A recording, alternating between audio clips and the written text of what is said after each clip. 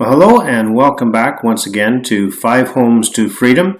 We are in module number 2 and we're going to continue on with lesson number 3 here.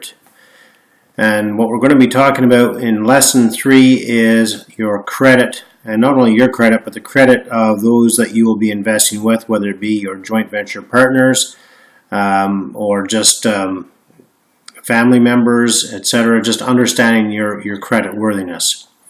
So let's just jump in right away and just take a quick look at, get an understanding of what the credit actually is and how it's generated.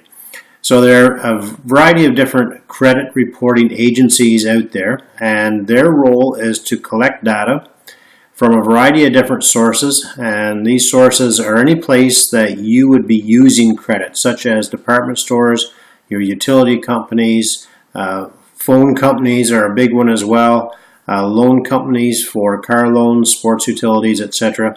Any place that you're currently using credit, then they will report back to these reporting agencies.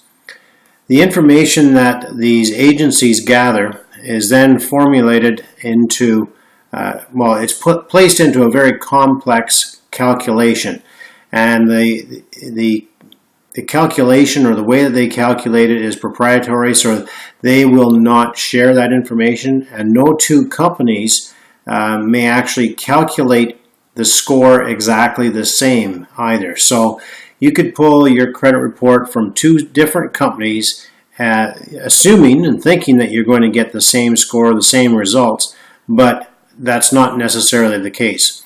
Part of the reason is that not all companies that report credit report to all, they don't all report to the same agencies. And then the way they calculate the score can be a little bit different as well.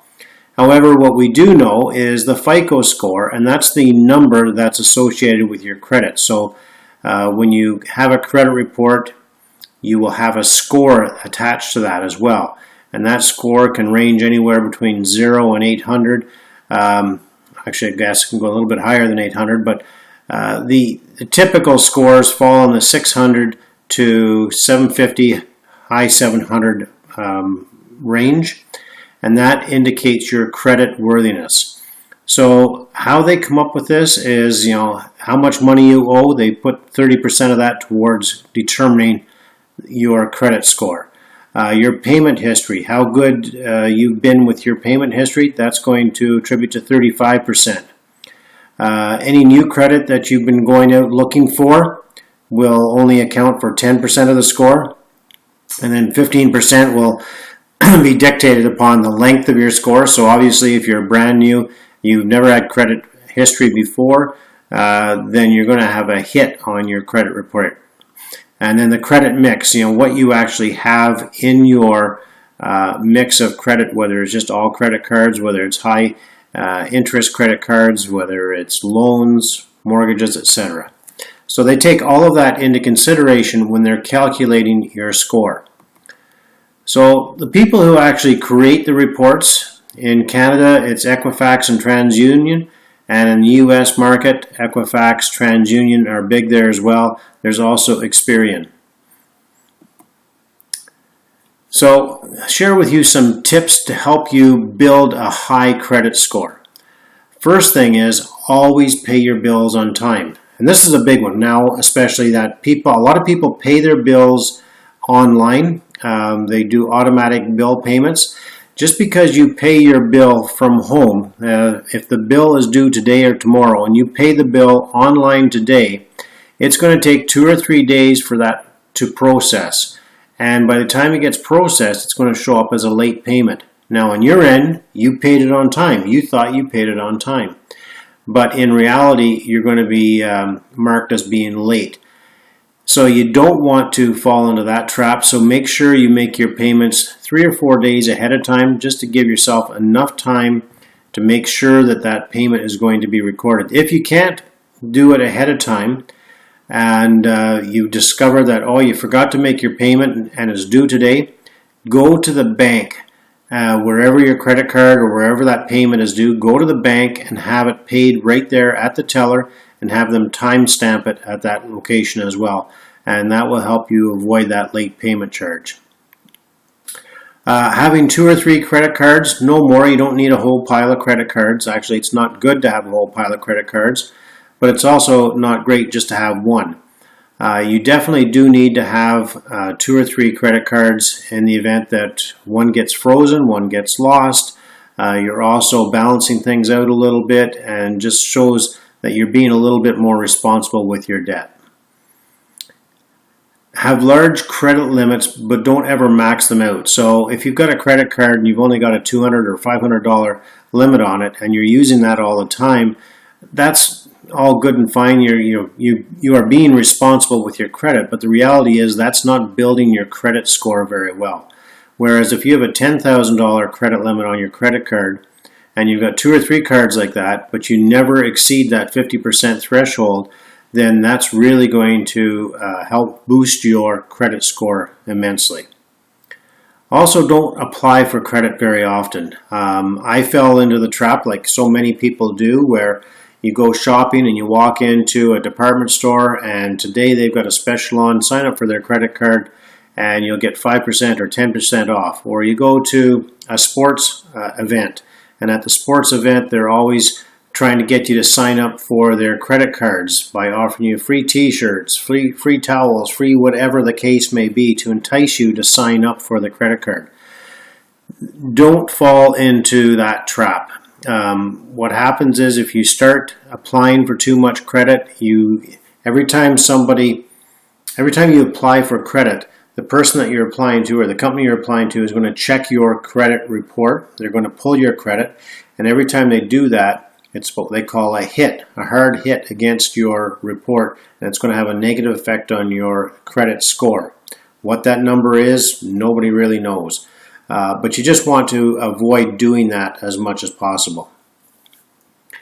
If you have past history, bad history on your credit, that's going to take 5 to 7 years to clear up. So let's say, for example, you fell into arrears with a credit card company, and it was not pretty at all. You were late for multiple months, and finally you just decided not to pay them.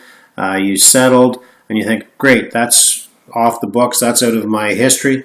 Well, the reality is it will stay in your history file for 5 to 7 years. So that may not affect your credit today directly, but it is going to affect it in the sense that anybody looking at your credit report is going to see that, oh, you had this little glitch in your history a few years ago, so I'm not going to give you as high a score. So you just have to be aware of that. Also, live within your means. Don't be using your credit card to supplement your lifestyle, and just keep paying the bill. Keep paying your credit cards off every month as well. Now, the top 3 ways to actually destroy your credit, and this is extremely important because you want to stay away from this. Your late payments, even by 1 day, is extremely bad. And that goes back to the comment I shared with you earlier about making sure you make your payments on time. Give yourself 2 or 3 days buffer to make sure that you don't end up being late by 1 day. Maxing out your credit cards is an indication to the companies that you're not very good at managing your own money. Therefore, you're deemed to be a higher risk. Living beyond your means, that's going to be considered a high risk as well, because you can get yourself into financial debt so far that you won't be able to escape. And the fact that you're always looking for more credit means that you're looking to acquire more debt, and that's not good in the eyes of the credit card companies either.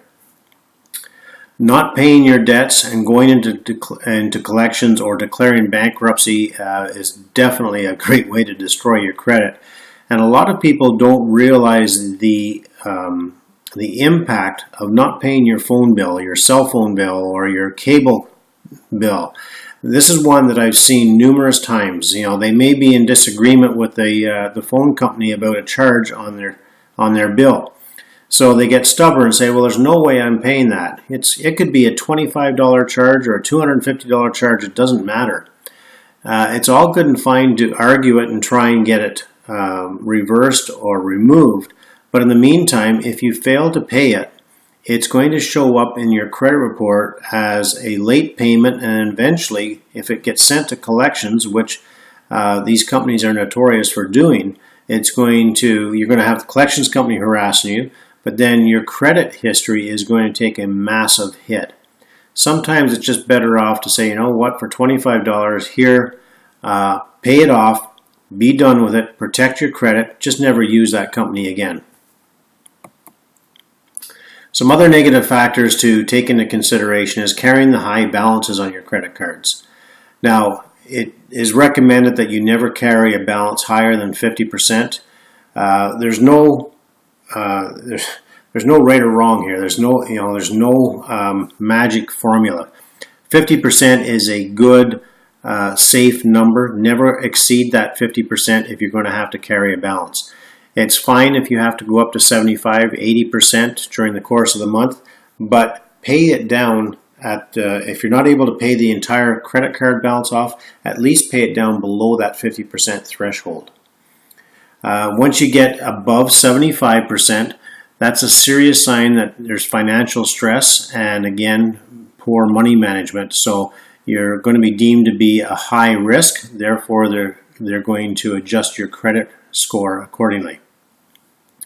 Frequently applying for credit is another sign that you are a high risk, because you're looking. A lot of people will take out a credit card to pay off credit card A to pay off credit card B, and then credit card B to pay off credit card C.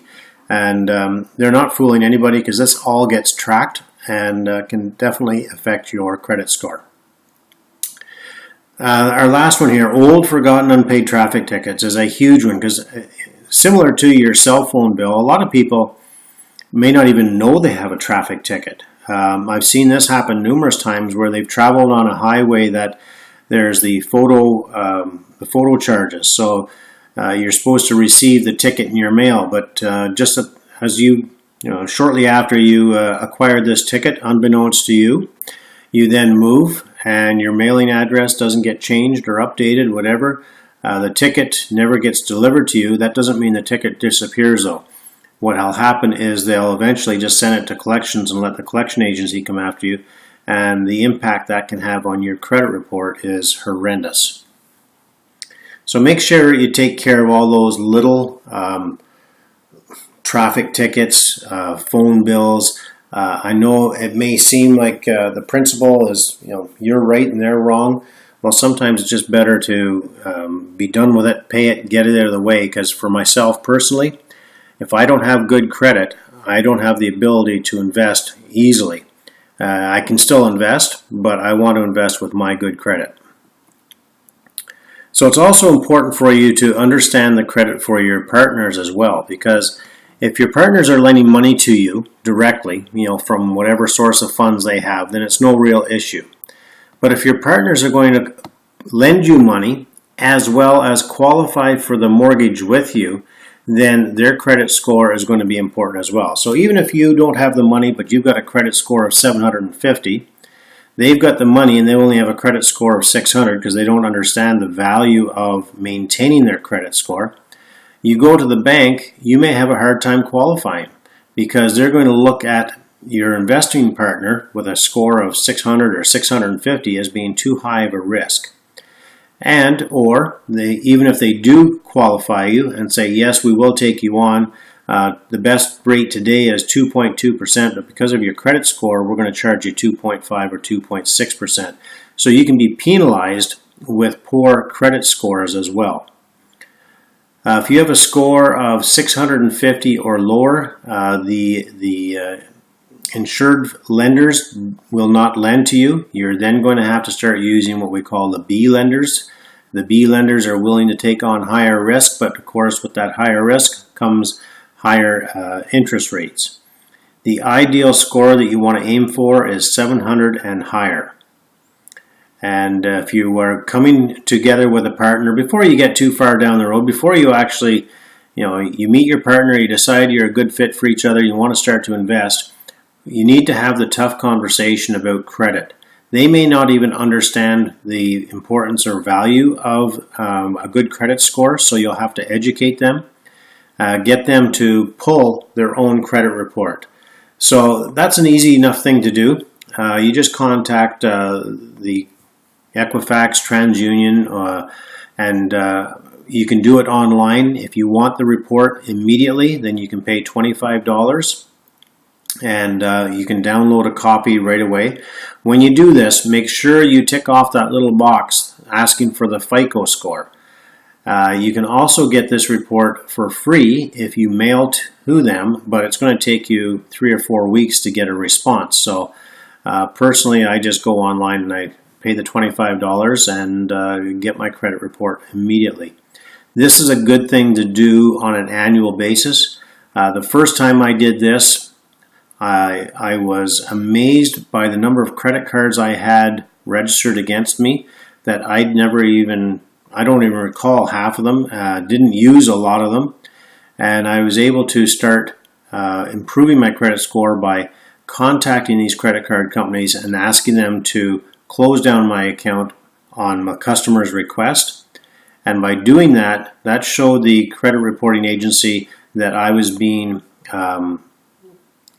good about my credit, therefore being responsible. Therefore, they reflected my credit score by giving my credit score a boost.